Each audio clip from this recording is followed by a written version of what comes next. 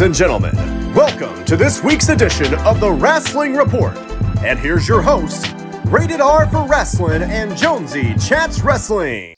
Welcome back to the Rasslin Report. We are live once again for yet another episode, yet another week of professional wrestling and the Rasslin Report. I'm joined as per usual by my partner in crime when it comes to the Rasslin Report, Jonesy Chats Wrestling. What's going on, Jonesy? I'm good. Thank you for having me back on your channel. Looking forward to discussing it. Another week in wrestling. We've got lots to talk about again. Yeah, lots to talk about again. We were saved by what transpired yesterday at a press conference in Las Vegas, Nevada, between two individuals, one who's been the champion for 2.5 years, and another one who is a megastar outside of wrestling, has changed the fight game completely, has come into wrestling and really fit in well and has done a good job since coming in. But is he ready, or is he in the spot where he should be in right now? So that's a big topic of discussion. It's a bit polarizing, but shout out to WWE for actually giving us something polarizing and something controversial to talk about, and that is Roman Reigns versus Logan Paul. Sorry, not the brother Jake, Logan Paul at Crown Jewel for the WWE Undisputed Universal Championship. Jonesy, what do you think about this? This is extremely controversial. People are going to be upset about this. Some people are going to be happy. Some people are going to be upset. I think most people are going to be upset. What do you think about this going down? Yes, a couple of pros and cons. So we'll go with the pros first. It's somebody that can afford a loss to Roman Reigns. That's the first thing. It's somebody who's going to take a pin. It brings a lot of non-wrestling fans onto the product again. That's another easy thing to do. Yep. He's a very good talker, so I think the promo side will be fine. He's not bad in the ring. If we go in the cons now, he's done nothing to earn this title shot. So much for him jumping ahead of Kevin Owens and people like that, it doesn't really make any sense, really. And I think the other thing with it, I think it's a slight con, is he's making the bloodline in that press conference yesterday look like total idiots. Really, They should have just jumped all over him. I know he's on his own. All this lot, you don't do too much, but tables should have got flipped, in my opinion. And it's okay. It's an okay match. For me, it just kind of is a filler, really. Like, I think it'll be all right in ring, but I didn't really get that buzz from the press conference. I thought it was okay. I thought, for me, for a press conference, it should have been a lot more gnarly. There should have been a lot more at each other's throats. Like, why not throw a punch or something? Why not shoot a punch or something, just to make it a bit more real? If that makes sense. No, I totally agree with you. Like, they should have added something to it. Rather than it just be like kind of like them just, talking trash to each other. I think because, he's a boxer. So when it comes to the UFC, they have that face to face, and sometimes it gets kind of chippy and they start going at each other. It was a little chippy, but with the amount of people that Roman has on his side in the bloodline, I think they could have done something like you said, flip a table, something like that, something a little bit more risque, if I was to say. So I think I still think it was well put together and well done. But it may have missed a little bit of physicality or some type of big thing. Like, let's say Logan throws a water bottle, similar to how Conor McGregor has done, stuff like that. Maybe add something like that, a little bit more spicy. That would have been pretty cool. But the impromptu kind of press conference to do it like that in Las Vegas, it felt bigger. It had a bigger scope to it. It felt more, because it feels like they're trying to Triple H is trying to go more into the kind of fight game aspect, meaning, the way boxing does, the way UFC does. I mean, it's a predetermined fight game, but it's still a fight game nonetheless. And I do like that. It adds another layer to it.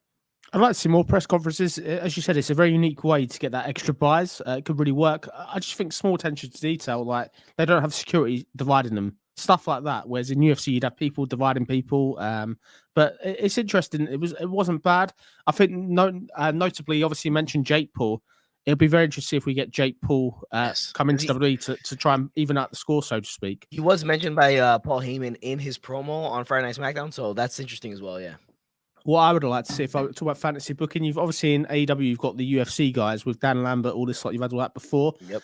It would have been nice for a Logan Paul to have some sort of MMA stable backing him up or something, even temporarily. I know this may be a one-off match, but you need something to equal out the bloodline. Obviously, if Logan Paul's going to go through the bloodline, like no problem. It doesn't really do wonders for them as a stable, I think, in all honesty. It doesn't, and like, okay, so Solo has the North American title now, right? So what happens with that? It's not really showcased either. I do like that they have it there, and it's gonna be part of the main show of SmackDown. You're gonna see the title there, so that's a cool thing for NXT. But I think the Bloodline is gonna be interesting, and it's gonna be interesting how the Bloodline is booked with Logan Paul. Is he gonna go run the gambit against them leading up to November's pay-per-view of Crown Jewel? Is he gonna how they gonna book this? Is he gonna get beat down by them over and over again? Is he gonna have somebody to come in and help? Is Ricochet and Madcap Moss the guys they're choosing to kind of be in his corner to help him out? And will they be in his corner at the pay-per-view?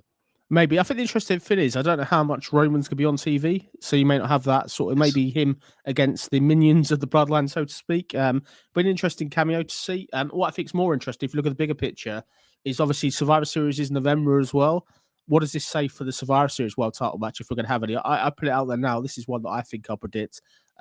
Look for the bloodline to face some sort of other team that won't be. It might just be a whole team Raw, in all honesty, to be fair. I think that's the route they're going to go down. I don't see Roman Reigns defending the title at Survivor Series now. I think he's going to do this title match in Jeddah. And then I think if he's on Survivor Series, it'll be a stable type thing. Yeah, I mean, yeah, it could go that way. They could go back down that road of Raw versus SmackDown in a traditional Survivor Series match with the champions being there and stuff like that.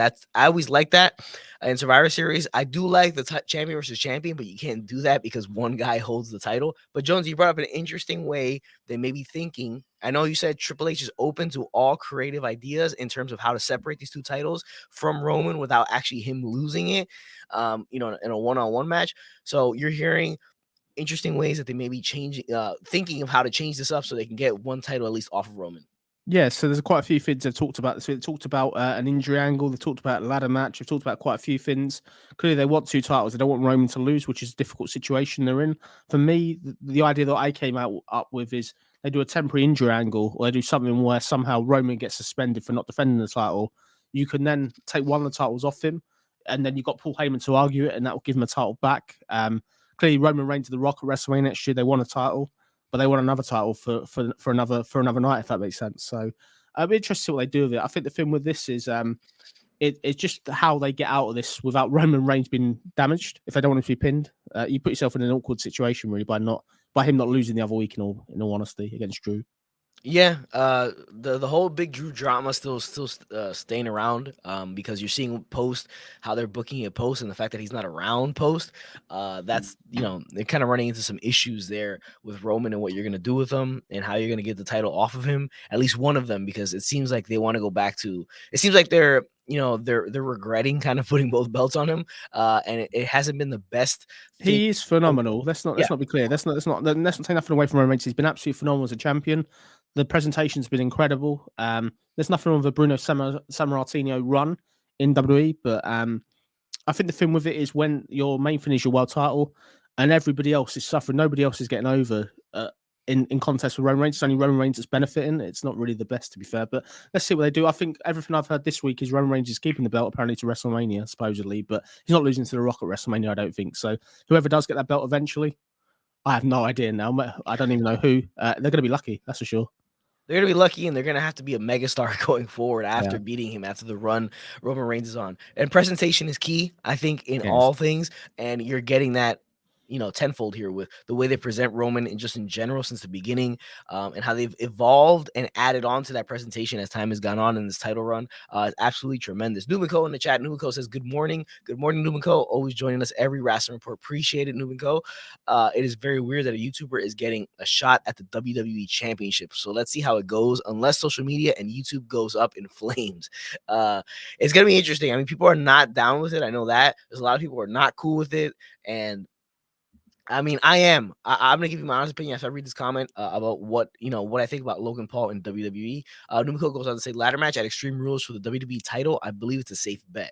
Roman's not there. Yeah, he's not gonna be there, right? That's what you keep saying. He's not gonna be there, right? He's not there. He's not on the pay-per-view. So so not bad idea down the line. If you do that at TLC in December, then maybe. I'd be interested to see what they do. And the thing with it is, with a ladder match, 2 titles up, it's how they get that off credible without it looking gimmicky or stupid. But that's the way to do it if you don't want to be pinned. Or you do the triple threat we've said ages ago, where somebody else is in there, they don't have to be pinned, and it's not Roman. What we do believe eventually is somebody within the bloodline will screw Roman over. Sami Zayn seems to be the obvious one at the moment. And it's when they get to the point of how they do it. I wouldn't mind down the line seeing Heyman cost Roman and then Heyman going with somebody else. That could be something they do if they want to go crazy and put Kevin Owens as the heel, for example. You have Paul Heyman join Kevin Owens, and that sounds crazy at this point, but they got to do something out there, because whoever gets this win over Roman in the end is going to have to be worth it. It's got to be credible. It's got to be something you built up, and the crowd are going to have to buy it. That's the thing, crucially. Yeah, and if it isn't, and if it's somebody who doesn't really work and it doesn't really work out, it's an absolute unmitigated disaster at that point. It's wasted 2 years. Yeah, exactly. Now, when it comes to Logan Paul, I am okay with this match. It's happening at Crown Jewel, which isn't really like a major pay-per-view. It's just a way to kind of go over there and make a lot of money in Saudi Arabia. That's all it really is.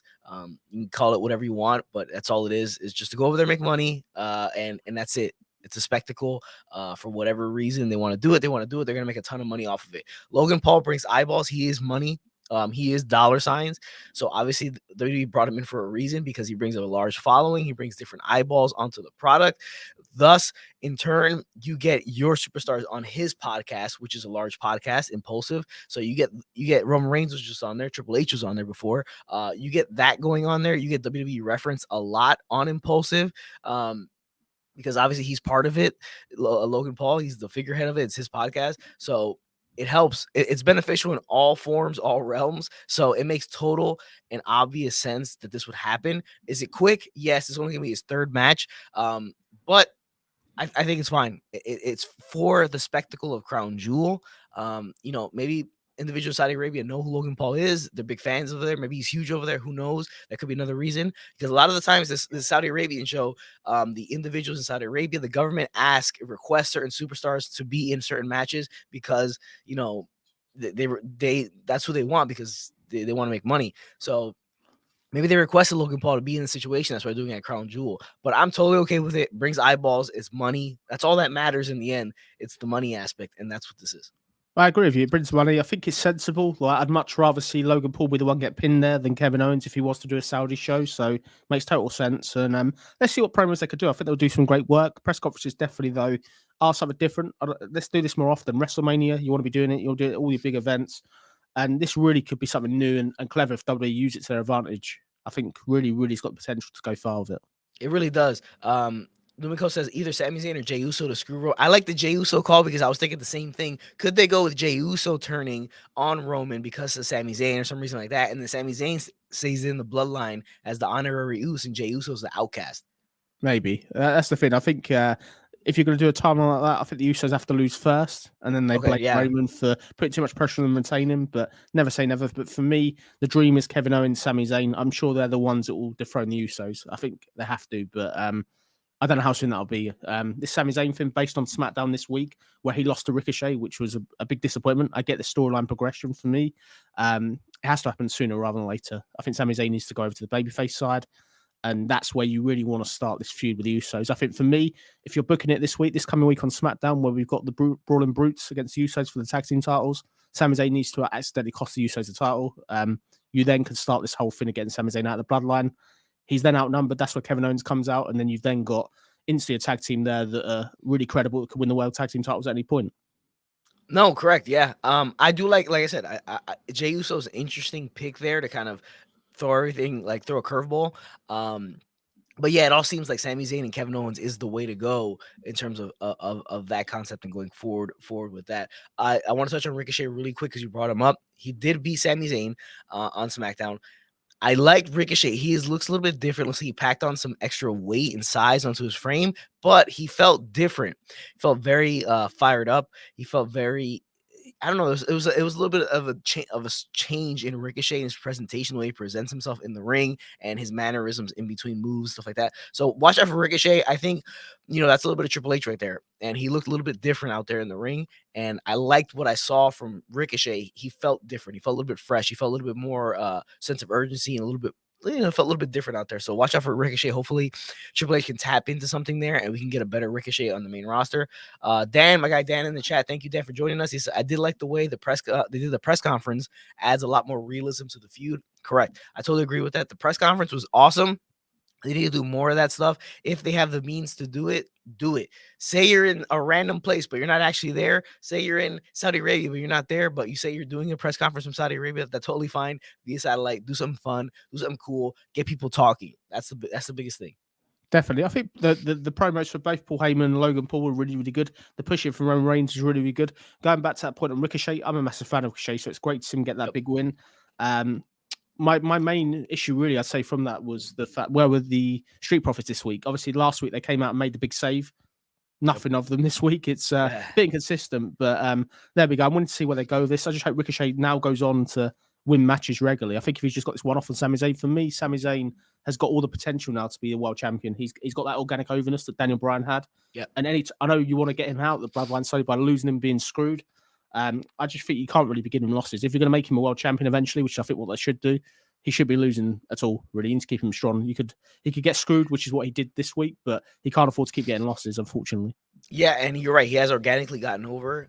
The question is, like, if he turns, how do you keep that overness going? How do you play it? Where do you move him around? It's his character. Like, yeah, exactly. By getting the bloodline, he's having to play a bit like the village idiot and all that type of stuff. But I think his wrestling skills alone will get him over. And for me, it's just how they connect with the audience. I think him as a babyface, as the victim, where he's jumped 4-on-1, which will probably happen later. The underdog. He's got to be the underdog. Yeah. Yep. I think we'll go really well. I think him and Kevin Owens has got a real good combination. I think that could go well, and they can always do that split again, which is another fantastic match that could happen. This could be a WrestleMania match already, to be honest. If these two have a match, it definitely could be. But you bring up Kevin Owens, right? So you're saying Kevin Owens with the promo of the year. Let me know, Jonesy. What you say? You're the one saying this. It's the promo of the year. Let me know. Let's be clear. It's the WWE promo of the year. For WWE, it was the promo of the year. It was fantastic. Real passion. Really created that intrigue of this match tomorrow night on Raw with Austin Theory. He really got behind it. Like, Kevin Owens, always thought he's a fantastic talker, but this felt from the heart. It felt like this is something generally from a movie. Like, I haven't seen such a good promo since MJF earlier in the year with CM Punk. It felt like that level. And you've got that sense of realism where he punches, like, sort of, or where Austin Theory's like then got blood on the nose. This is a film with Kevin Owens. This shows not only he's a fantastic wrestler, ever since Triple H come back, this guy looks back to the guy that won the Universal title for me. This is a guy here that is ready to be a world champion at any point, which we've not had that for a while. So I'm a massive fan of the promo. I thought the promo was excellent. It was on point. And the fact this is only creating a Raw match is crazy because it was that good. Yeah, it's just to create a Raw match. It's interesting. I do like Austin Theory as a part of it because it kind of helps Austin Theory a little bit because he's kind of in a lost way. So this gives him something maybe important to do. But yeah, no, I mean, the guy's great on the mic. He really is. And the most amazing part about it is that English is his second language. So he's able to convey his emotions through his second language, which is, remarkable if you really think about it. But Kevin, I mean, he's probably the best talker. Maybe he's obviously up there with Reigns, with Rollins, guys like that. Cody, he's up there with guys like that. He's at the upper echelon of talkers in WWE and in just wrestling in general. But it's obviously a great promo from him. You're saying WWE promo of the year, coming here from KO. It's a big one. It is. It's gonna be interesting to see how he goes moving forward and where he eventually. How does this all lead into him getting to Sami Zayn if that does happen? That's gonna be interesting to see. Is that how they're gonna weave this and keep him moving and build him up so that he can get into that thing with Sami Zayn? Because it seems like we've been saying for weeks. It seems like that's where they're headed with it.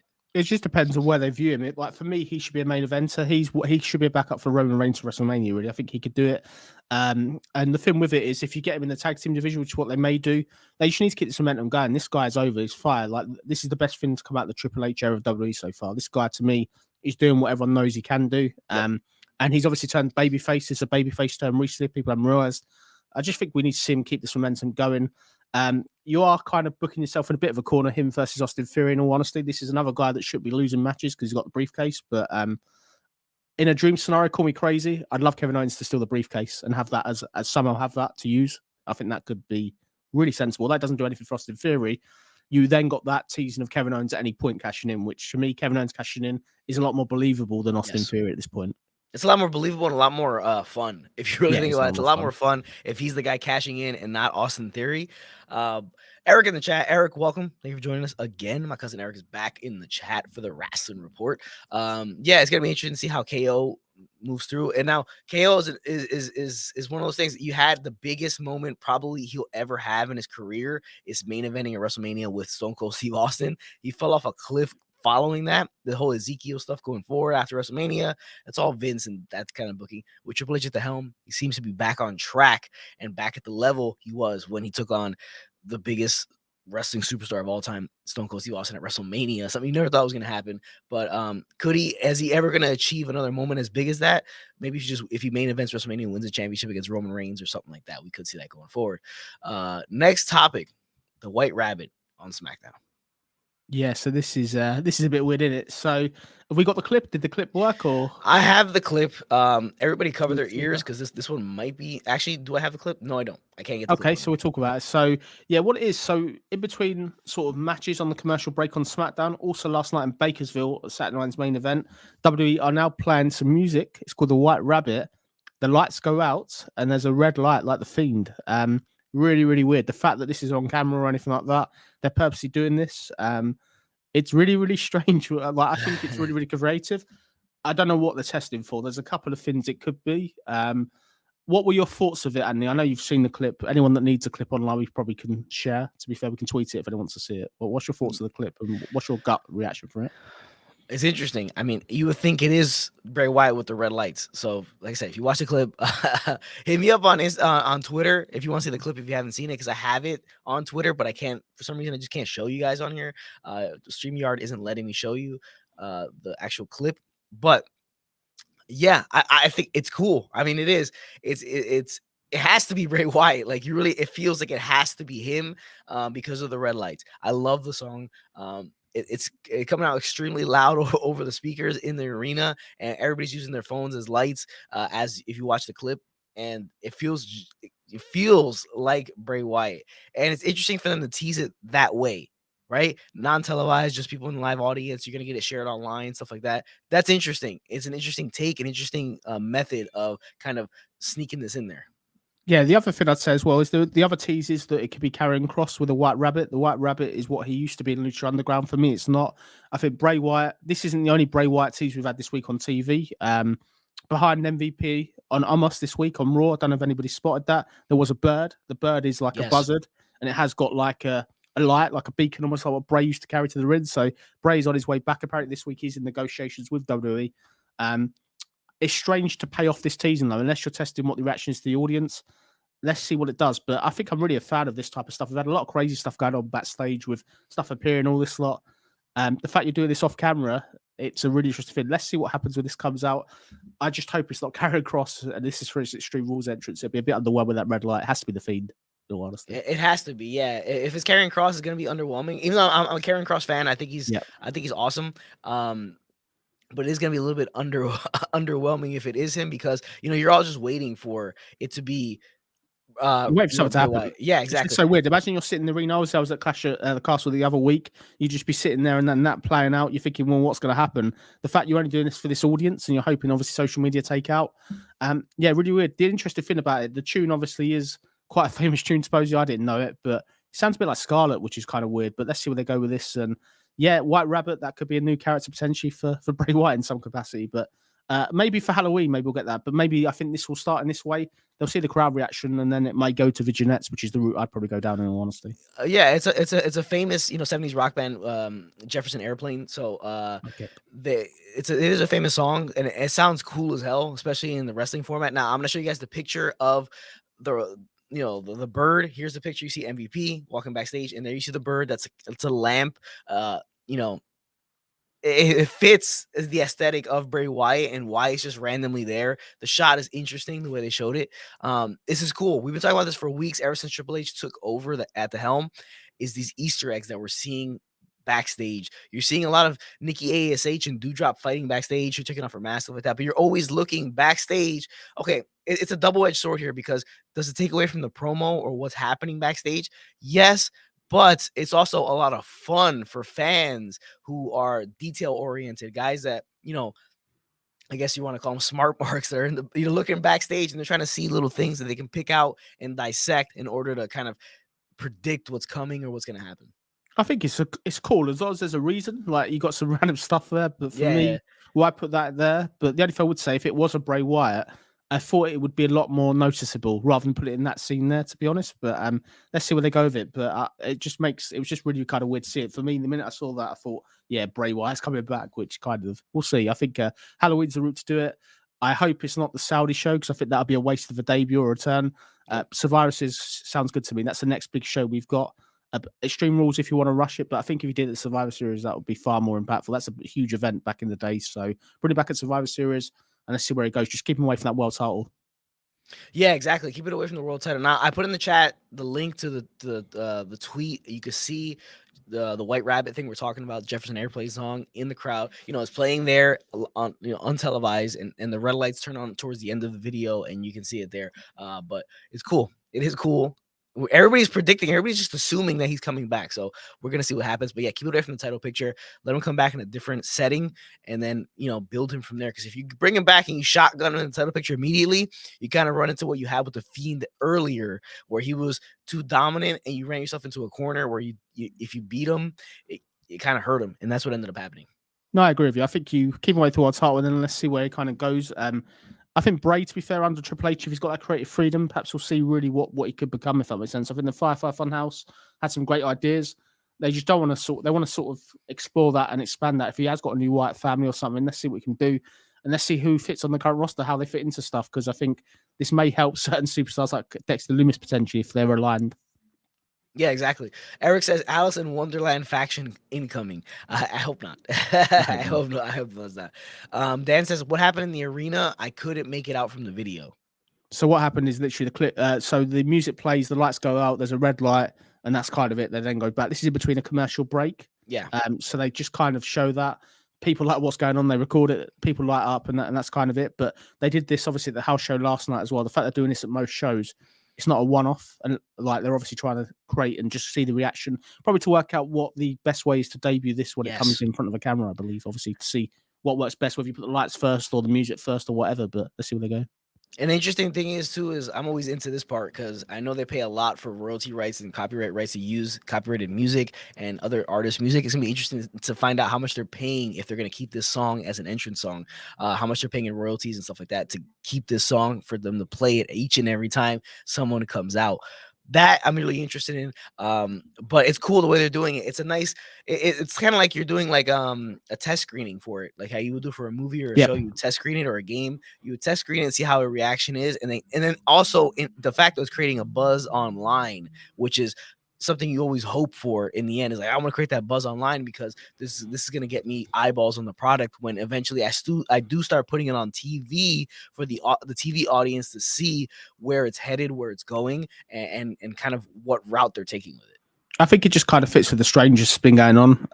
But let's see where it goes. I'm sure week on week we'll talk about it, but I just hope it's something for the TV audience eventually, rather than just out there for no reason. But I'm sure it would be. And I'm looking forward to see where it goes. It's exciting, if nothing else. Numiko says it's definitely Karrion Kross because he is the White Rabbit and that's his Lucha Underground name. I mean, I hope it's not because that's gonna be disappointing. Like the thing is, they played it last night at the house show. He wasn't on the house show. I hope it's not that. I know he's got this big match against Drew McIntyre, but his fin is black and white at the moment. So playing the red light, I think if you're going to bring Bray Wyatt eventually, who's going to have the red light, Karrion Kross or the Fiend? I just think it should be Bray, to be honest. In all honesty, it should be, it should be with the red light and everything like that. It's a different aesthetic, so I don't think they'll swap the aesthetic of Karrion Kross that quickly. And plus, the red with Karrion Kross just brings back bad memories of the S&M mask and everything like that from when his first run in the main roster. Numiko, I enjoy the environmental storytelling, it foreshadowing everything. Awesome stuff. Like we said, it's great to see it in the backstage. You're watching it. Sure, it takes away a little bit from what's actually the focal point of the backstage segment, but it's a lot of fun because we see it in movies all the time. Marvel movies, you look for Easter eggs in the background. You watch videos on YouTube trying to find Easter eggs, stuff like that. So that's fun stuff because it engages the audience who may not be in this. All storylines aren't for everyone, so some people aren't going to enjoy the storyline. It can help with that, bridge that gap. Okay, you don't enjoy the storyline, but I know you enjoy looking backstage and seeing little Easter eggs and stuff in the back. Yeah, definitely. I think it gives you a reason to keep vigilant. Like, stuff's obviously going on backstage and all this other stuff, but let's see, because obviously back in the day we had Bray Wyatt with the puppets, all this lot.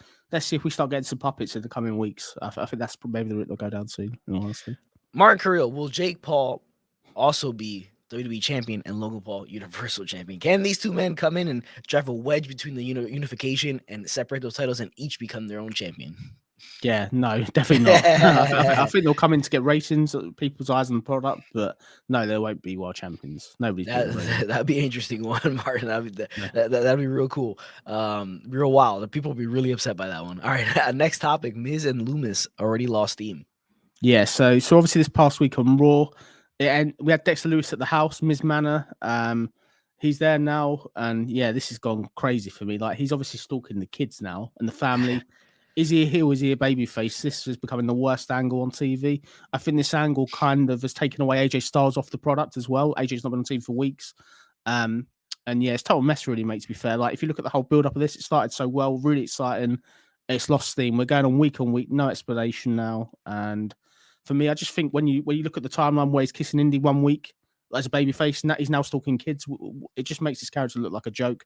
They need to end this as soon as possible, already. If you notice another thing as well, Tommaso Ciampa, that all that good work with Ciampa, he's gone missing as well. So we've lost AJ Styles and Ciampa due to this angle a little bit. I'm just not a fan of it, and I think this is really, really cringeworthy. We're getting to the point of Alexa and that type of dull stuff again for me at this point. I think this past week, stalking Finn's fine for a couple of weeks, but you need to start giving some clarity, some payoff. It's just going nowhere, and all the buzz that Dexter Loomis had when he first came in has kind of gone for me. Like, I've heard that from quite a few people this week.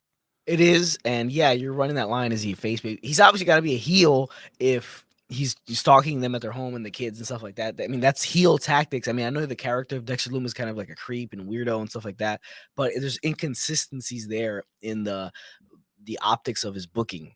Is he heel face? You don't know what kisses Indy. Now he's doing the fun stuff with Miz, and then all of a sudden it turns like a weird ass corner where he's stalking them at their home. The kids are involved. That gets kind of weird and odd. And yeah, you brought up AJ Styles, and every time somebody brings up AJ Styles in the current state of AJ Styles, I always go on a rant because I'm a massive AJ Styles fan. This is an absolute travesty that this man is not being showcased more on television and he's off TV. The man should be champion. He should be in the main event, and it's a damn shame that he's not. And if this is the reason why he isn't, because they're using Miz and Loomis rather than showcasing AJ Styles and Tommaso Ciampa, it's a damn shame. And that only hurts the storyline even more because Loomis and Miz and what they're doing now is taking away from AJ Styles. Damn shame. Yeah, I agree with you. I think the thing with it makes you wonder if AJ got injured and then they changed direction of the storyline slightly. But it's just kind of wrestle crap, mate. It's one of the things under Triple H. There's so much good stuff when you're doing this, and it's a prime example. He gets kidnapped every single week or every single episode. Then he's back okay, perfectly fine. There's no explanation of where he's gone. You know what I mean? It's not like they show him, he's been kidnapped for 30 days. He's been held hostage. There's no nothing. It's just, you're free to walk around now. It's just really badly written. And I feel sorry for Dexter Lewis because I think he had great potential coming in. I was really excited by the buzz. But ever since the other guy attacked AJ Styles and that was never explained, I've kind of switched off it, mate. I can't be doing with storylines where they don't know what they're doing. They just seem to make it up as they go along, really. It's that novelty part's gone off for me, unfortunately. I hope it fixes itself. But they need to just have this match and get it done. I'm just done with it, really. Well, this is part of having so many people do creative. You have a massive creative team. Not all ideas are going to be good ideas, and sometimes when the idea is just there, you use it, and you may not think it's a bad idea in the beginning, but then you end up seeing it transpire and fold it, play itself out in live action, and you see, it really wasn't that great of an idea. So we're going to have these hiccups. Everybody's going to have these hiccups. The Triple H era has been well put together, but we've had hiccups just like, Raquel and Aaliyah win those tag team titles and immediately losing them afterwards, kind of course correction there. We see this Loomis stuff going on. These are little hiccups. Again, you have a massive, I can't emphasize how huge the creative team is in WWE. This is stuff you're going to run into. Not every idea is a good one. And if it's causing AJ Styles not to be shown on TV, it makes the storyline even worse. How could you even read a storyline put together and say, this is going to take AJ Styles off TV? Yeah, we're not doing this. You know what I mean? That makes no sense to me. I think it's just difficult. Like, they obviously have long-term plans, but I don't really know what they can come out of now that gives any explanation of what's been going on. So we'll see week on week. But the fact that Miz doesn't ever want to talk about it, this guy's stalking him, all this other stuff. Yet this guy's able to walk around freely and coming into the arena. It's not like it's not like he signed a contract or anything. You know what I mean? Supposedly, but hey ho, let's kind of move on. Enough of this. It's causing me nightmares. Well, Nubico agrees with you. He says just put Miz in a match with Loomis and call it a day. That's it. It's over. Yeah. Martin says at least Lily was better at stalking her victims, especially Shayna Baszler. I mean, because she would, she wouldn't be there. She would actually kind of be like a I don't know, a vision, and she's not actually there. She's in the mirror and stuff like that. So Tino goes on to say, well, what's up, guys? What's up, Tino? Thank you for joining us. He goes on to say, I think they should add Indy, have her and Maurice go after each other, possibly. Yeah, I mean, it's a play. It's just, does Indy really fit the role of playing it up like Loomis plays it up? Like, is she gonna go into a role where she's like more like Loomis and work it that way, or is she just gonna be Indy Hartwell and just kind of go after Maurice? I think this was batshit crazy at the point when he's stalking him, taking him away with no explanation, and then everything's okay. The minute you put the family and the kids in there, that's the point where you've gone to a heel route for me. And Indy Hartwell, to me, I can't see her playing a psychotic person, to be honest. So keep Indy Hartwell away from it. I think, obviously, this week we have heard that there's been a pitch for her to join Damage Control. Obviously, Bailey's requested she joins her. I don't know that will happen. But for me, I just think we need to get as far away from this. Let's get Dexter Lumis back to the guy that first came into the product again, where there's genuine interest of what he's going to do. But this feels to me a bit like the whole Alexa thing again, where there's got no explanation. It's getting more and more stupid week on week, and it's just like this is basically replaced the 24/7 division. In all honesty, for me, it's true. But you always need something like that, kind of in a wrestling show. It's kind of a joke, but not that. But then you had that interest at the start. You know what I mean? Like, you had an interest at the start. People genuinely interested to see where it went. And if you're only putting this out there and you're going to just do what you want, if it's meant to be comedy, like, yeah, ha ha ha. But when you're stalking a family and kids, I think, oh my god, well, a bit dark. Really. Yeah, it is pretty dark. Yeah, Martin Kuro goes on to say, I bet Loomis took the Miz into his basement to watch Bray Wyatt versus Randy Orton at Payback 2017. Says Tino says he's probably still locked in there. Tino also says maybe Dexter really wants Marjo, which is the mother of Maurice. Maybe he does. Who knows? Yeah. Maybe he wants to leave Indy in the dust. Indy wouldn't be happy, would she? Nah, she wouldn't be happy. But the last I was going to say, so he went on this big conquest where I can't see you, Indy, bye-bye, all this lot, just to kidnap the Miz. That's how stupid that sounds. Yeah. It is just total comedy, isn't it? It's better not really to think of it logically. It's better just to kind of like just watch it mindlessly, not think about it logically. Yeah, but there you go. Miz and Loomis has lost his steam already. Next topic: who is Ray gonna call? Because Dominic Mysterio is now part of the Judgment Day. He's got beef still, continuously beef. This is kind of running into the realm of Mysterio's versus Seth Rollins and Buddy Murphy. That never-ending storyline. This seems to be going that same route where Ray and the Judgment Day just doesn't want to end. What we'll do with the Rey Mysterio. So the thing with it, obviously, they did a massive job on Raw this week with Dominic Mysterio and Edge. I really, really like Raw in a lot of parts with all the interlinking storylines. Crucially, Judgment Day got the momentum back. Finn Balor picked up a huge win over Riddle. That was a huge win for me. In terms of who Ray's going to call now, Edge is injured, supposedly. We don't know how long out for, but I think he'll be back by Extreme Rules, if I'm being honest. There's only one team he can call now, the Guard of Phantasma. I think he has to call them. That's who's available. Ray needs a stable. He's outnumbered all the time, unless it's Rey Mysterio taking down 4 people on his own. This is the only people that are available. So the Guard of Del Phantasma, I'd like to see them come in, and then this leads to probably some sort of WrestleMania match where you can get sort of Dom versus his father. Maybe I'm not really too sure, but that's the only team that I think are available at this point. Well, Tino totally agrees with you. He says one answer: Santos Escobar. He says my bad for the Caps. No.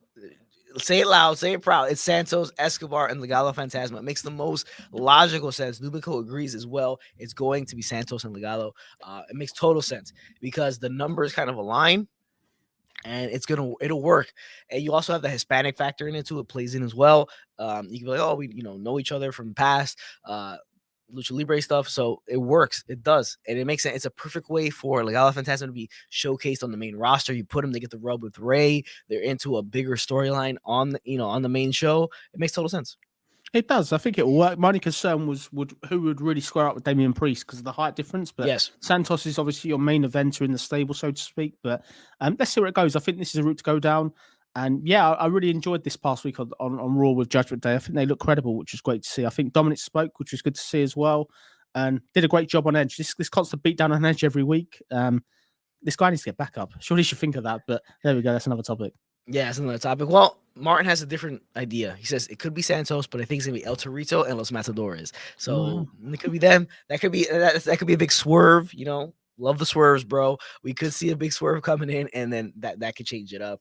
Eric says, so they help Ray, then betray him after a few good matches with Judgment Day. That could happen as well. Probably. They should be heels. They should be a heel stable, in honesty. But the way and the placement of stuff, they just need to get Rey Mysterio trying to get his son back. They'll probably do Ray and Dominic at some point. It'll be the Kane and Undertaker feud where I can't fight my son, I can't fight my brother. It'll be that sort of storyline. But yeah, this is the way to go down. I think if they don't do this and Ray's on his own, this just isn't going to end well, really. There's only so much you could beat somebody down. Taking out Edge this week was kind of crazy. It was kind of a bit weird, to be fair, but you have to make an impact, which is what the stable needed to do. I'm going to book it here. I think they need to show on NXT, Judgment Day in the parking lot. Here comes Legado Fantasma. They abduct Judgment Day in the most dangerous parking lot on the face of the planet, the NXT parking lot. That's what starts the feud. That's what gets Legado Fantasma in to help Ray and help him out. Maybe they match darkness in terms of the darkness of the group, like with Judgment Day being a demonic group, and maybe Ray and Legado Fantasma go down that route as well and be a dark, sadistic group to kind of even things out there. But who's Ray going to call? Seemingly seems like he's going to call up Legado Fantasma, Santos Escobar, and company. Next topic. Liv versus Ronda. Now, did Liv Morgan get booed a bit the last time she was on TV? Yeah, so Liv versus Ronda. So, really interesting topic. So, obviously, Liv Morgan, she's made that big challenge, Extreme Rules, an Extreme Rules match. Very much teasing the heel turn. I don't know if you picked that up. She's teasing the heel turn at the moment. For me, getting a lot of boos. It's not really her fault. She's doing the best she can with this run. The material they're giving her is really, really crummy and not very good. Yep. And for me, I don't see how she comes out with this with the belt. If she somehow beats Ronda Rousey, I'm going to be shocked. So let's get this done and get her to the heel turn if she wants to do that. I think she'll turn heel, and I think she's going to blame the fans. I think that's the route they're going to go down, if I'm being honest. What have been your thoughts of this up-and-coming match and the program so far? I've been saying this for a while. It's tough to book a beatable champion, and that's what they got. They have somebody that's extremely beatable, kind of I'm just happy to be here, I'm lucky to be here type person. So it's tough to do, and they haven't done a good job because it is a tough thing to do. And with the other individuals who are on the roster, like Shayna Baszler, like Ronda Rousey, who have legitimate like fighting combat sport experience, she doesn't really match up to them. And you got to keep going this route where she kind of sneaks these wins in and stuff like that, but it can only go so far. I think, yeah, the best thing to do is kind of go into the swerve, like you feel the tides turning, they're going against her, so just kind of go into it and turn her heel and blame the fans. Maybe you get much more fun out of it and a better product out of it. It's not really like the finish. She's doing all she can in the ring. Like the matches haven't been too bad, but when you're giving her these cheap finishes, which went to Ronda Rousey this week, I beat you twice. Well, one of them times the shoulder was up and you didn't call it. You're a babyface. How's it meant to go well? You know what I mean? I just think it's really bad, and it's just not connecting. When you've got such people as Raquel up and coming, you've got Bayley there, you've got various other people that are credible that could be world champion at any point. Liv Morgan to me just feels like a mid-carder, and she's just a bit like Crash Holly with the Crash Holly with a hardcore title back in the day. She's going into WrestleMania with all these people trying to hold on to the belt. Yeah, it's just not going to happen long term, if that makes sense to me. I just can't see it. I'm down for like her trying to survive type storyline where she's just surviving and magically she's surviving all this stuff. Yeah. But you really got to throw a lot at her to get her to kind of be believable as that she's surviving everything that she's gone through. And there's so many people vying for that championship, so many people attacking her. You can go down that route as well. That might work. But as of right now, you're not really working that great. I think take the title off of her or turn her into a heel. But if you turn her into a heel, where do you go with, she can't face Ronda because Ronda's a heel after that. So where do you go with that? She has to lose the title and then turn heel, or does she hold on to the title, turn heel, and then kind of move to somebody else? I guess she turns heel, and then obviously what you then do is you do the whole thing of her trying to get back to where she was. She blames the fans. She does all that type of thing. I think booking this match and booking that stipulation is crazy. It's suicide a little bit for me. I think booking that, if they book this match and then Ronda Rousey doesn't get the win, what does it do for Ronda Rousey? This is Ronda Rousey supposedly want to have as a pivotal pole at WrestleMania. She'll be in a world title match at WrestleMania supposedly. So for me, this is the time when she gets the belt. She goes on that run from WrestleMania, from now up until WrestleMania with the belt. I think if she does lose here to Liv Morgan, yes, it'll be a massive shock. It does Liv Morgan the world of good, but how does Ronda recover? Unless it's a screw job, unless Shayna Baszler gets involved and screws her, it's a match that Ronda can't afford to lose. So I'm surprised they've done this stipulation, in all honesty. Yeah, so am I. This is interesting. Martin says, I would rather have her be a tweener so they can experiment with a more aggressive Liv that can be a champion, and then fans decide either to boo or cheer her. Yeah, maybe. I'd quite like to see it go with like an LA Knight, have somebody that can speak for her, and then you can play that whole sort of arrogant role of like sort of her looking down the fans and stuff like that. For me, the whole point of the fans want to cheer her is kind of gone. That whole Daniel Bryan, we love you, all this type of stuff of sort of let's get behind her. She's an underdog fan favorite. She hasn't helped herself by crying after every single match, and it's when you're meant to be a world champion, you should be strong, not crying all the time. I get if it's an emotional moment, but every single event and every single month you're crying, it doesn't look good really. Yeah, it's kind of like it's that whole thing. I'm lucky to be here type of thing. Yeah, So that's why. That's the way it is. Yeah. All right. So Liv versus Ronda. Let's see what happens. Next topic. NXT's back. NXT's changed. NXT's changed once again. Is back to seemingly what it originally was. Yes, a new logo. I love the new logo. Going back to what it was. Really, really exciting. I thought this past week's show's good. We've obviously got a tape in next week. Somebody big is coming back. I'm not going to give a spoiler here unless anybody particularly wants it. They're making the right moves, particularly one of the new signings one of the returns they're going to have next week. To me, it seems to be a fantastic choice. And I think great to see NXT back to what it was. This was always going to happen. Obviously, Triple H was devastated when he got taken off of NXT. And he got taken to NXT 2.0, the Where's Wally brand, so to speak, with them colours and all that other nonsense. But happy to see it back with the new logo. Let's just see where it goes from here. Yeah, I mean, we're gonna see if does it go back to more of the route it was. The presentation is what I'm most interested to see the difference, because you saw the stark contrast between NXT from what we've seen such a long time to NXT 2.0. A lot brighter, a lot more colorful, a lot more main roster-ish, if I had to say. Do we go revert back to that kind of more darker crowd, highlight the ring lighting, more of the old school vibe that it had NXT? Does it go back to that? That's what I'm most interested. I'm not even just the in ring stuff and the character wise. I'm most interested to see the presentation of the show, because that's was the biggest difference for me from going from NXT to NXT 2.0. The fact they said we're going to get takeovers back, that's a huge thing. Yes. Like even just saying the name takeover. But I'm just looking forward to see where it goes. I think the fact that they're then going to probably target people that have been on the indie scene rather than these people that look like bodybuilders, I think that's a good start. But I'm just happy. I'm happy to see where they go with this. I think it was a great move. And I think it's just great to see who they can get out of NXT to go up. They've already got Braun Breaker at any point that's ready for the main roster. I'm pretty sure we're going to see quite a few people that are ready to join him. Yeah, Lumico says the new NXT is now white and gold. But hopefully it's not like just some bright. I just hope it's a big difference from NXT 2.0, because it was too bright, too colorful. I think it needs to go back to a different way. I understand that they went with white and gold to not just go back. It seems like they're going backwards with black and gold. It feels like it's still going back to what we used to like about NXT, but maybe with a little bit of a different twist to it. So it's not just a carbon copy. Oh, we're just reverting back to what we were before since we changed to 2.0 type of thing.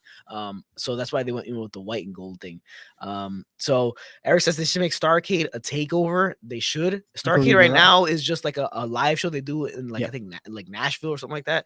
They do Starrcade on the main roster. It's a live event. Yeah, they should make that a takeover. We heard Halloween Havoc will not be a takeover. Takeover is awesome, great thing they're bringing them back, and they need to be more of those themes like that, where it's not just called NXT Takeover something. It's NXT Takeover in your house, NXT Takeover Halloween Havoc, NXT Takeover War Games, NXT Takeover Starrcade, stuff like that. Bring back those old names that people resonates with people, like a name like Starrcade.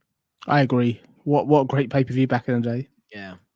Next thing on the show, favorite time of the show for every single week, it's the retro topic of the week. And this week's retro topic of the week is, if WCW pushed homegrown talent, would it have mattered in the end? A lot of things people bring up when it comes to WCW in the fall of WCW is the fact they kept pushing guys like Hogan. They kept pushing guys like Nash. They kept pushing those same old bodies, Savage, Luger, guys like that. And there was so many guys in the cruiserweight division that never got a shot.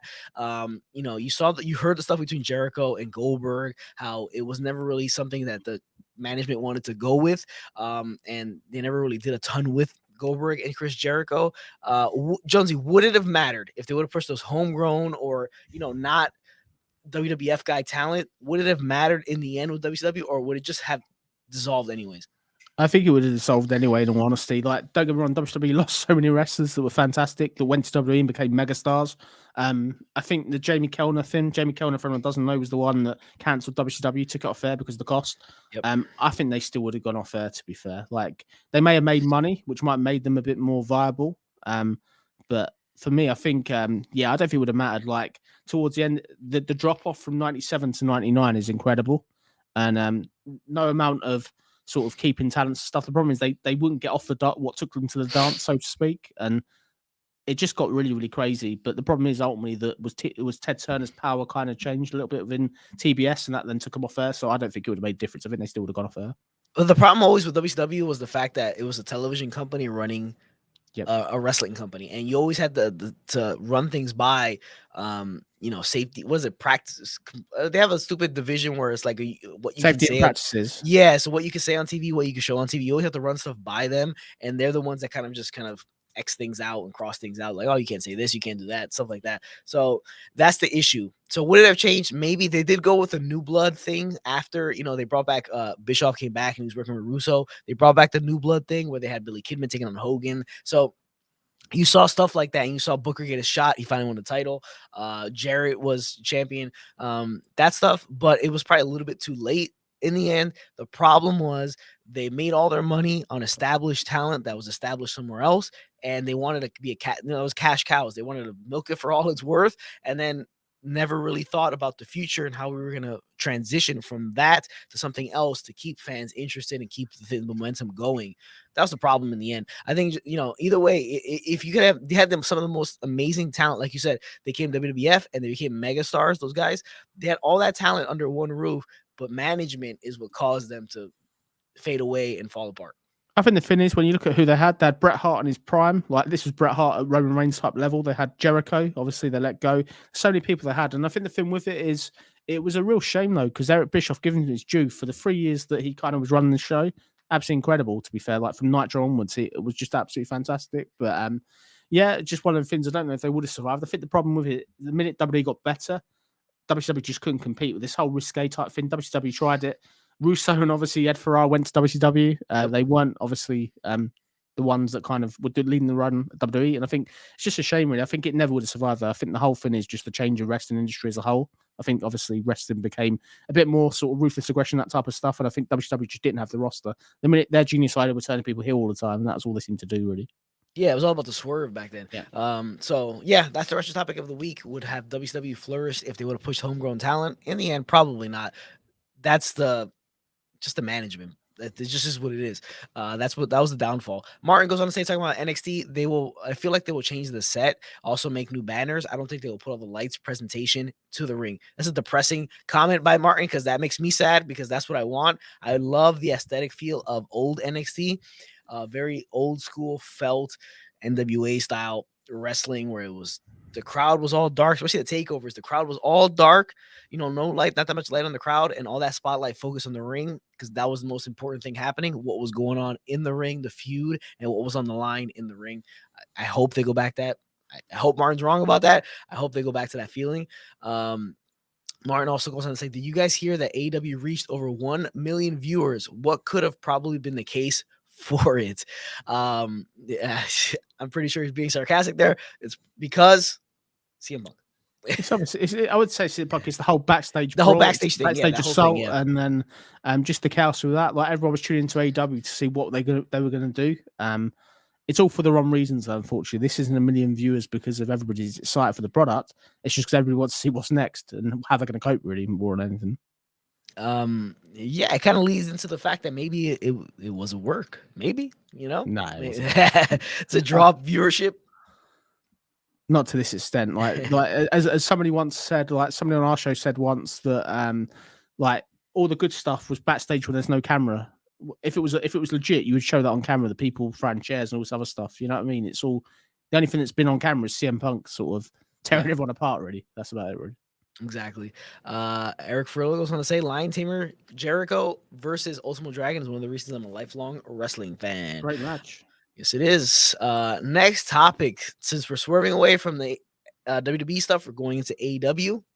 Let's talk about the Firm. Stokely Hathaway and the Firm.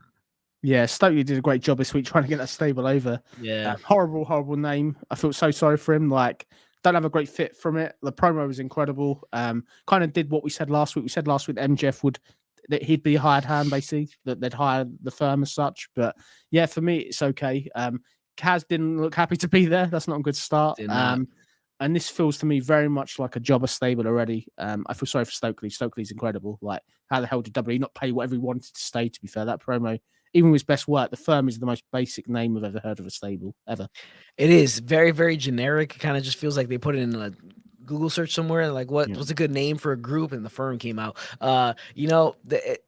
Yeah, Morrissey didn't seem like he wanted to be there. There was that weird interaction between the two of them where he kept saying "I love you," and like, I don't know if you heard me. I said "I love you," and the guy was like, he was like, "Oh," like it felt like he was out of place.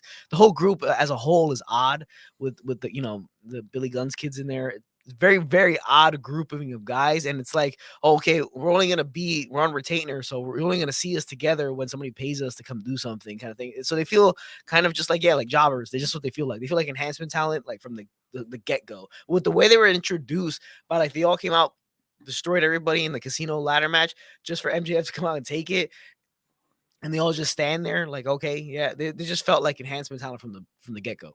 I can't believe Tony Khan paid all that money for that Rolling Stone trap for one night. Like, yeah, just so wasteful. But let's see what they go there. I think for me, I'm glad that they tried to pay it off, give AEW some credit. They didn't just drop it, which is what I thought they may have done. But I'm not bothered by this. Like, I think sooner they can get this done. Get Stokely with somebody near the main event to me, because this guy should be managing main eventers, not managing like a middle of the road stable. In all honesty, he definitely could. I don't know why not put him with MJF. MJF doesn't need a mouthpiece, but the riffing between the two of them could be fun. Them, he could be a bit like the Paul Heyman for exactly. MJF, couldn't he?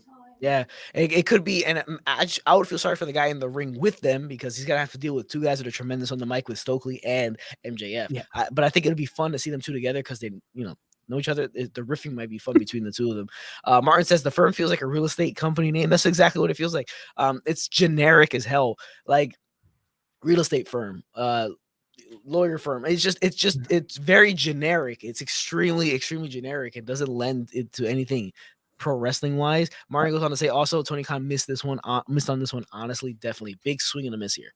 I think Tony Khan just used like a stable name generator on Google or something. Yeah, and that's the stable name that came up, and he just went with it. But yeah, not the best to be fair. Like that's just like exactly what he did. I mean, super Yeah. generic. Eric says the Firm and the guys in security shirts equals the same thing. Yes, pretty much. The guys that you come out and they try to break apart brawls and get beat up, it's pretty much what the Firm is going to be like. Mario goes, I would rather have Stokely do anything else than putting up random guys with one another, no backstory. It's very random. He came out and gave guys cards and then just like, okay, now we have this random assortment of guys that are gonna, okay, if you need us, give us money and we'll do something. If not, we're not gonna do anything. It's just a motley crew of people that don't want to be there, basically. But yeah, just see where they go with it. But I've not got any fans. I've not got any sort of fondness of it, so to speak, rather. Yeah, no, it's not really anything anybody's super happy about. And for them to get that time is just to explain what they are, who they are. It was dead from the start. Next topic, Onita wants Mox in a death match. So the famous former owner of FMW, King of Deathmatch, he wants Mox in a death match. Does AEW need to do another death match? No, so we'll go over the story. So Atisha needs obviously the legends you said of FMW death matches. Apparently he's willing to do some work with AEW. John Moxley apparently may consider it. Tony Khan's considering not doing it because ultimately the last time I did a death match was a total disaster. I think it's crazy. Like if you look at it from a business point of view, I don't know why you'd risk John Moxley like a long-term injury in this type of match. To be fair, but never say never. I don't think it'll be on AWTV. I think it'll be some sort of independent show if they do it. And if I was John Moxley, I wouldn't do it personally. Like you may get a load of money for it, but if you are injured for months at a time after, it's probably not the best. It isn't, and it should be left somewhere like away from AEW. AEW does not need to go down this route again. These are matches they should probably stay away from because honestly, they're only good for YouTube clips. And if you see them in a YouTube clip, to watch them like straight up the entire match from start to finish, not a lot of fun. It really isn't. I mean, I think AEW not believable. No, they're not believable. I think AEW should stay away from explosive matches based on last time. I think no good will come of it. And particularly if you're going to give John Moxley the world title potentially, then you don't want him involved in silly matches that mean nothing really. Interesting thing though, we'll delve into the video game a little bit. The AEW Fight Forever game supposedly has exploding barbed wire death match as a match stipulation and type. So maybe that plays a little bit better than it did in real life. Maybe.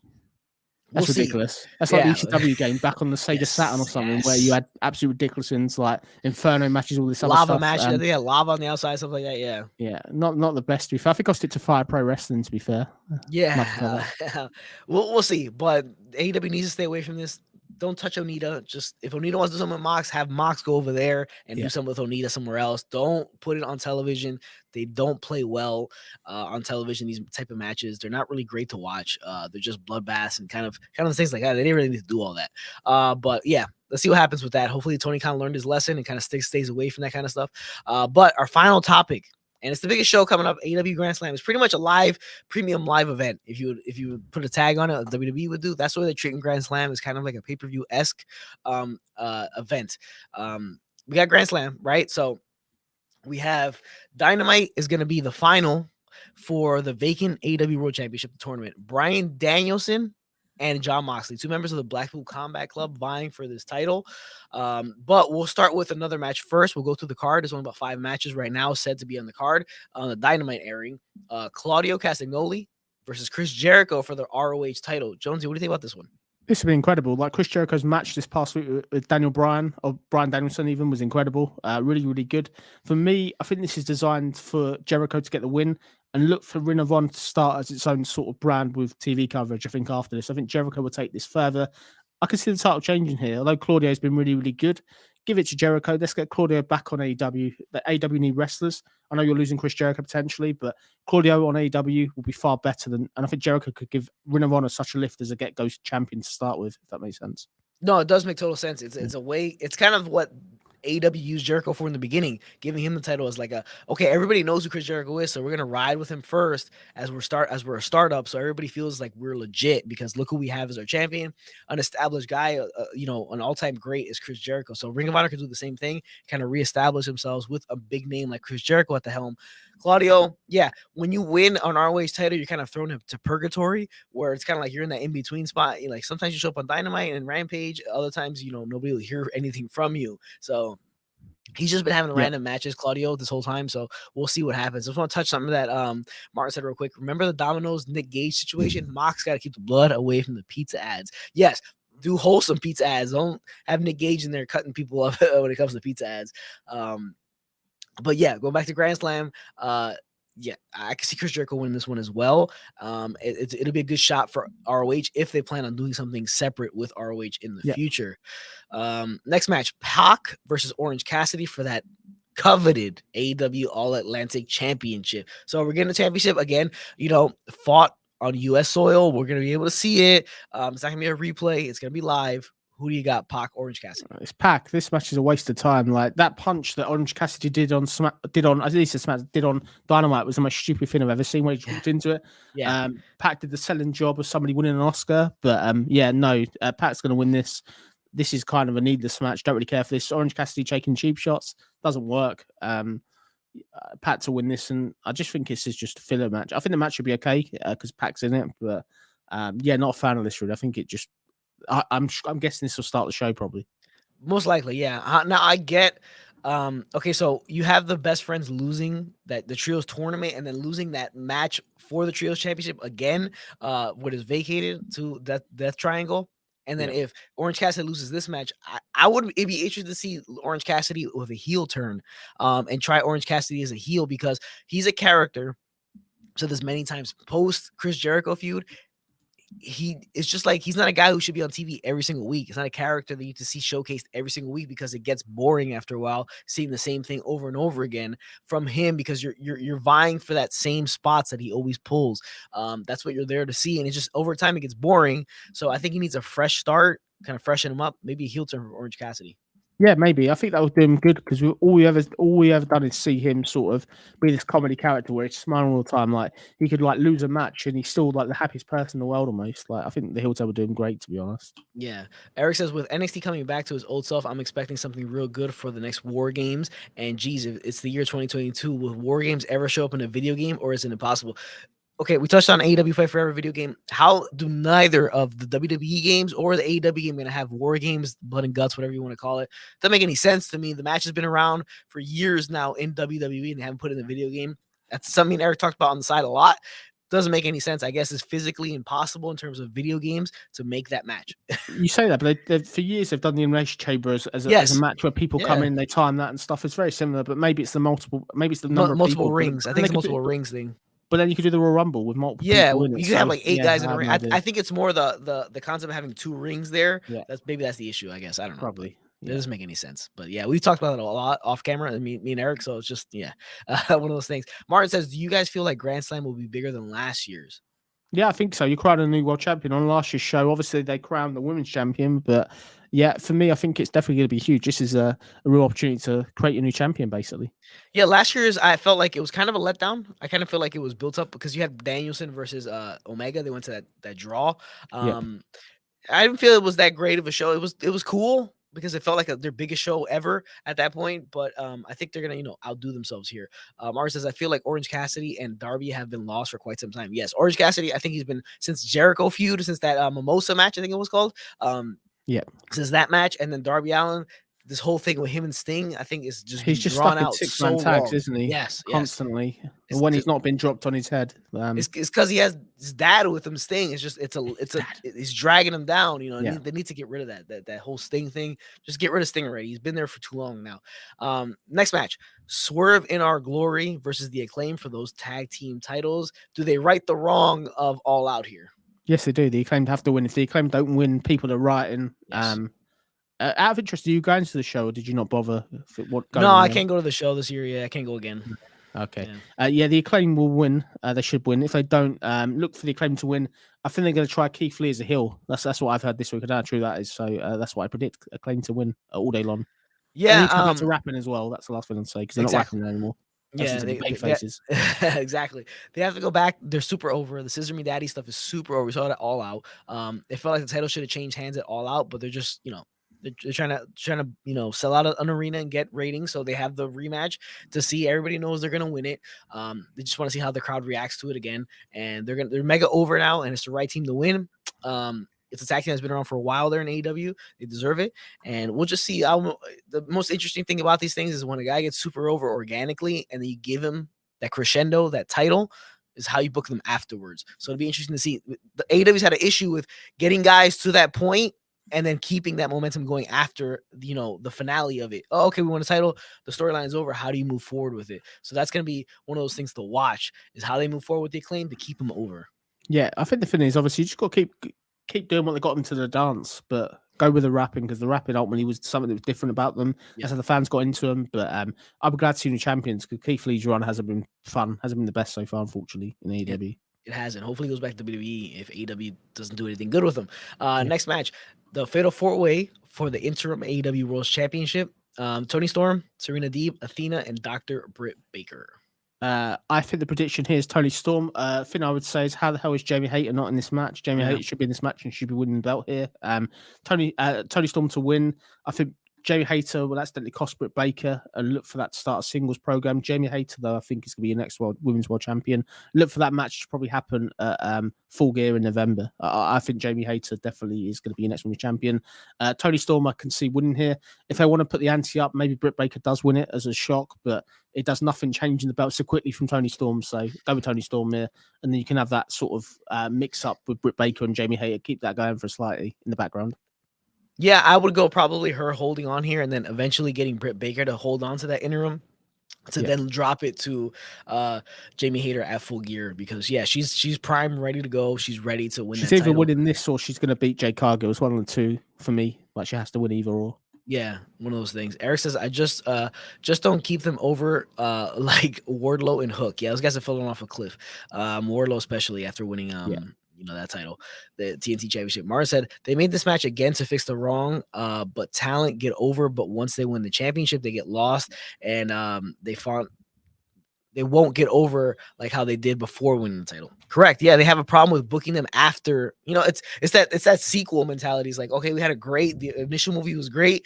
We're gonna make a sequel, but we don't really know how to capitalize on the momentum we got from the first one. Just be sensible. You don't put them against FTR, Young Bucks, and come back and stuff like that. You'll be all right if so. Big time. AW has unfortunately missed an opportunity where people can be excited for their reigns. Yes, definitely have. They've got too many people. We've already said the roster's bloated and too many titles. It's very difficult. And when you've had all the backstage drama and people getting suspended and stuff, it makes it very hard to build anything credible, really. Yeah, it does. It really does. But talking about suspensions, the AW vacated Championship tournament, Moxley versus Danielson is the final. Two teammates, Blackpool Combat Club, going against each other. We spoke about this last week. The guy to bring balance to all this is Danielson. He's the guy that everybody loves, nobody hates.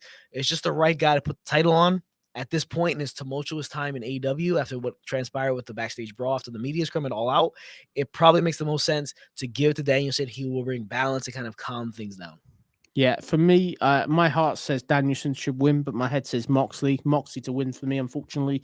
Look for Moxley and MJF. They've already started the groundwork of the past 2 weeks of Dynamite. Look for this to be at Full Gear. If they want to really create controversy, they could do Danielson wins and MJF cashes in that chip straight away. That's a way for the show to end with a cliffhanger, and you get MJF for the title. You still get the MJF Moxley match. So Moxley's either winning this or MJF's cashing in. It's one of the two. Although Danielson would be the sensible choice. What's your prediction? To me, I think they just have to go with Danielson and be sensible, and then maybe do a triple threat at Full Gear for that title. You know, you can run it back with Moxley and him, and then you could just have him, I'm cashing in my chip and make it a triple threat match, something like that. And that way you can just have him win and MJF becomes champion there. I just think right now they just need somebody that bring that balance. And I think it's just Danielson's the guy. It'd be something new, isn't it? This guy was a main event at WrestleMania, former WWE champion. For me, it's a new champion. It's something different. Moxley's had the belt so many times interim recently that him having the belt again, I'm just not a fan of it really. No, yeah, I'm not. All of a sudden, he's a 3-time champion, and out of nowhere like that. So it's just, I don't think he needs to get it back immediately. I think he can still be in the title picture, and you set up him and Moxley and MJF. So there's a way to get to it if you just keep Danielson as kind of holding the fort until the Full Gear, make it a triple threat or something like that. But him cashing in on Danielson after winning it is a cool concept as well, because that'll really get a lot of jolt from the crowd. And there. Can I add to that as well? You get the firm, then do the beat down on Danielson to further make MJF look like an arsehole. It's a lazy way and cheap way for MJF to get the win, but that's what they probably will do if they're going to do an MJF cash in based on last week's Dynamite. And you got to get the firm on the show. So yep, that's another thing. Martin, I got a feeling that Mox will win it again and take the loss to MJF to avoid a short reign for Danielson. It just feels like Danielson's one of those guys who's just there. I'm just here to wrestle. I don't care. I'm just here to wrestle. I want to have matches, and that's it. So he could be a guy that you're kind of using him as kind of like a ploy, like, oh, he's gonna get it. You're fine with just losing it immediately. He's like, yeah, I'm just here to have matches. I want to wrestle. That's it. Just seems like that type of guy. So they could just use him as a transitional champion, and he wouldn't bat an eye at it. He wouldn't think of anything, any of it. Yeah, no, he wouldn't. Yeah. But that is Grand Slam. It's gonna be an exciting show to watch this Wednesday.